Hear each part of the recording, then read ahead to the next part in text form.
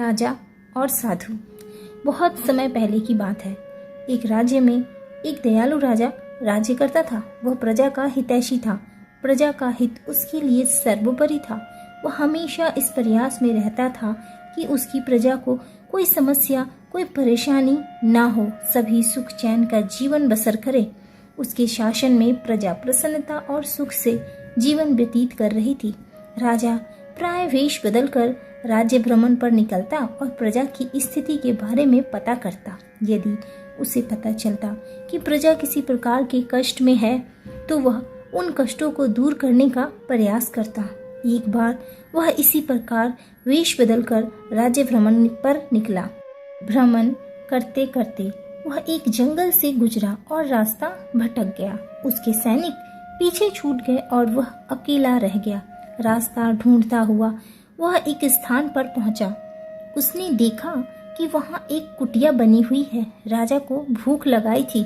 उसने सोचा यहाँ अवश्य भोजन की व्यवस्था हो जाएगी। उसने अपने घोड़े को एक पेड़ से बांधा और कुटिया में प्रवेश किया।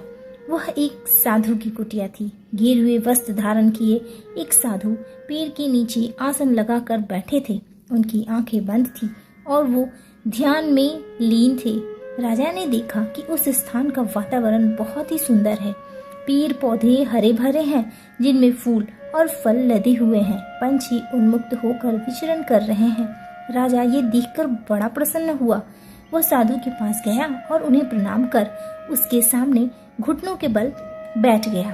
साधु ने आहट पाकर आंखें खोली और अपने सामने एक नौजवान को पाया। उसके मुख का तेज देखकर ही साधु समझ गए कि वह कोई राजसी व्यक्ति है। राजा ने उन्हें बताया कि वह रास्ता भटक गया है। साधु ने उसे अपने आश्रम में शरण दी। खाने के लिए मीठे फल दिए। राजा ने कभी उतने मीठे फल नहीं खाए थे।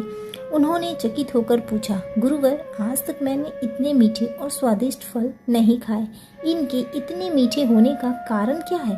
साधु ने कहा, इस राज्य का राजा अत्यंत दयालु और न्यायप्रिय है, इसलिए ये फल इतने मीठे हैं। जब तक वह अपनी प्रजा का हितैषी रहेगा, दिन दुखियों का सहायक रहेगा, ये फल ऐसे ही मीठे रहेंगे। राजा को ये सुनकर बड़ा आश्चर्य हुआ। उसके लिए इन बातों पर विश्वास करना कठिन था। जब साधु से आज्ञा लेकर वह लौटा तो उसने निश्चय किया कि वह इस बात का परीक्षण अवश्य करेगा। उसे अपने सैनिक मिल गए जो जंगल में उसे ढूंढ रहे थे। वह अपने राज्य वापस लौट गया। वापस लौटने के बाद उसने प्रजा पर जुल्म ढाने शुरू कर दिए। उसने किसानों का लगान बढ़ा दिया और प्रजा पर नाना प्रकार के कर लगा दिए। अब वह अपना धन भोग विलास में खर्च करने लगा और प्रजा की ओर से उदासीन हो गया। प्रजा पर अत्याचार बढ़ने लगे तो पूरे राज्य में त्राही त्राही मच गई। कुछ ही दिनों बाद राजा फिर जंगल में उसी साधु की कुटिया में पहुंचा।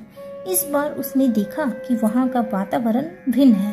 पेड़ पौधे सूख चुके हैं, फूल मुरझा गए हैं, फल सड़ चुके हैं। ये देखकर वह चकित रह गया। वह साधु के पास गया और उसे प्रणाम किया। साधु ने उसे खाने के लिए फल दिए। इस बार फलों का स्वाद कड़वा था। राजा ने साधु से इसका कारण पूछा। साधु ने कहा, इस राज्य का राजा अब पहले जैसा नहीं रहा। उसे प्रजा के हित का कोई ख्याल नहीं है। वह प्रजा पर अत्याचार करने लगा है। उसके प्रति प्रजा के मन में करवाहट बस गई है, इसलिए इन फलों का स्वाद कड़वा है। राजा साधु की कुटिया से अपने राज्य लौट आया। उसे साधु की बात समझ आ गई। अगले दिन से वह फिर से अपनी प्रजा का ध्यान रखने लगा। उसके बदलते ही फिर से प्रकृति ने अपना रंग बदला और हरी भरी हो गई। तो इस कहानी से हमें यही सीख मिलती है, जैसा कर्म करोगे वैसा ही फल मिलेगा। यदि अच्छे कर्म करोगे तो अच्छा फल मिलेगा, बुरा कर्म करोगे तो बुरा।